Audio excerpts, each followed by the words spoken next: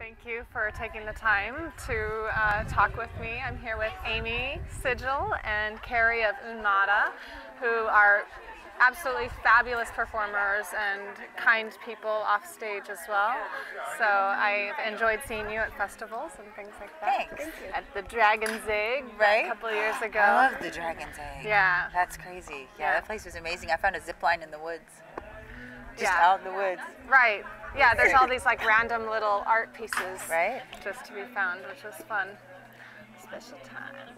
But we're here at Tribal Fest 2012, and you guys are having your 10-year anniversary this year. We are. So what did you do this evening? Everybody's talking about it. This was a memorial to one of our brothers that passed away last July. His name was Jojo, and it was the first memorial piece that I've ever done. Mm-hmm. Maybe the last memorial piece that I'll ever do. Okay. And it was, in my opinion, I think the most honest set that I've done to date. Mm-hmm. I think. To date. Yeah. I think.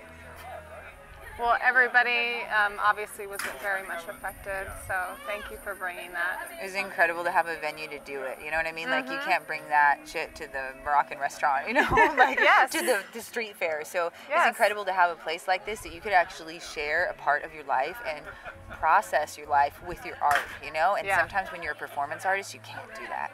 Yeah. Because some part of you is like, that's not appropriate for the wedding. Right. No, we're really lucky here in California, Right. And probably the U.S. in general, but I'd say especially San Francisco area, Los Angeles area, we can do pretty much whatever we want. Right? Which We is do what really we nice. want. I do what I want.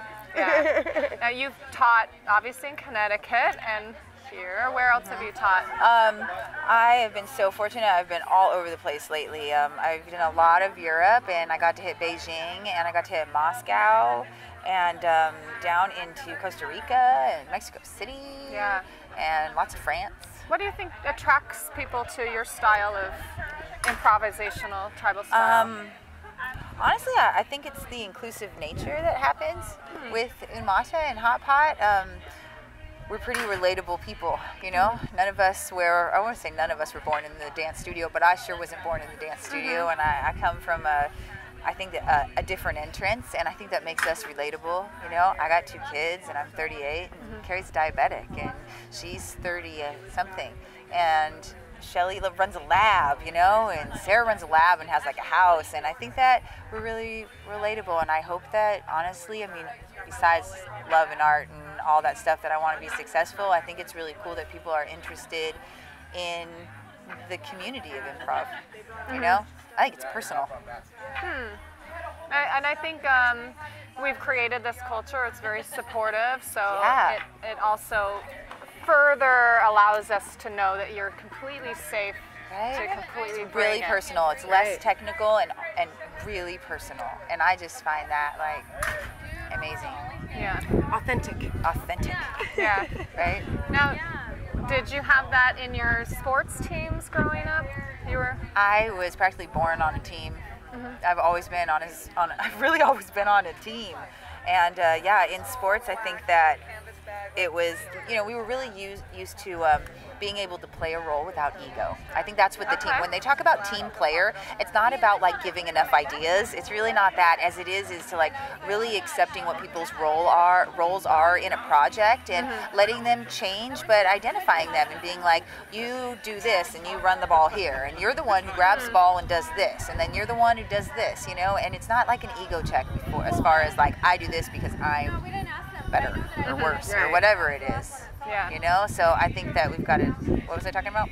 Oh, teamwork spirit, and how it yes, relates to. I did. Right. Yeah. Some of your more modern choreographies have been absolutely, well, all of your work is stunning, but some of your modern work, even I saw you guys Tribal Fusion Fair maybe about 2 years ago, just really stunning. It was very beautiful. Did you do modern before you did belly dance? No, okay. I started in belly dance, and after belly dance, I started looking into hula and hip hop a lot. And I really haven't studied much contemporary at all, besides, you know, a workshop here and there. But I wouldn't say it was serious at all. I think that I think I'm exploring my body, and a lot of contemporary explores their body, you know? Yeah. So I'm trying to work with like different elements than like just my core. So I think that maybe that's the thing, but I'd like to study more contemporary, but I definitely can't say I've studied It wasn't it. evident. She's a wild pony. Yeah. Channeling. Do you do modern dance, or did you do No. modern? No, You didn't? No, none of us have done No. contemporary actually. Shelley No. loves contemporary. But we've all done team sports Okay. for the most part. And I'm super inspired by some of the contemporary dancers, Donna Mejia and Heather Stantz and Charda Van Straten, and the girls that do that, Sarah Beyer, you know. Mandala dance works. I could go on Connie forever. Zulu. Connie oh, Zulu! That's right! And Alia and Pixie. Right? With Connie See? Zulu. Jeez. See? Yeah, exactly. That's what I'm talking about. So am I on that bandwagon? Yes, I am. Yes. Sometimes. Excellent. And did you start belly dancing first out of sports? Or? I danced as a child, actually, so dance has been my life forever. But, She's the only one of us who dance has been serious her life forever. Yeah, but I started in ATS in terms of Okay. in belly dance. And Invaders Also has that group dynamic. Yeah, Invaders of the Heart from Davis with Suzanne Dante. And she came out of Fat Chance, and it was a life changer, so.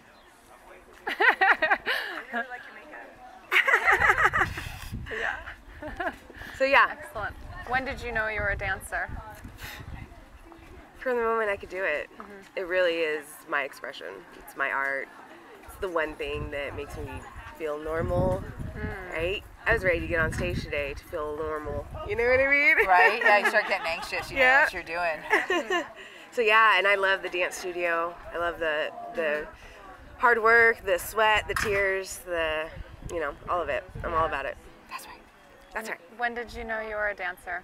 It took me a long time. I didn't start until I was in my 20s, and then I really didn't even like belly dance, to tell you the truth, for the first few years. I took it because I was changing my lifestyle, and I needed to do some other things. I also picked up ceramics and painting and woodworking and whatever else I could, and I took a belly dance class, and I did it for about 3 years, which an incredible woman named Antara Nipa, Julia, from Folsom, California, and she was incredible, but it just didn't speak to me yet. It wasn't my style. It wasn't authentic to me. I think that's what it was in the moment. But it took me a while to figure out that I liked it. It wasn't until I found ATS that things started changing, because when I first saw ATS, I saw it as basketball plays. I was like, holy shit, that's the team captain, and she's calling the plays, and she is about to call what play they do to make those points with that audience, and I got it. I was like, they're running plays. There's just no ball, but they're running plays. And all of a sudden I was like, wait a minute. So then I started studying ATS, and then from there, Right. things started happening. Right. I love that. Thank you so much for talking with me. For sure. And thank Awesome. you so Thank much. you. It's been a pleasure. Thank you. Yay. We love it. It's a new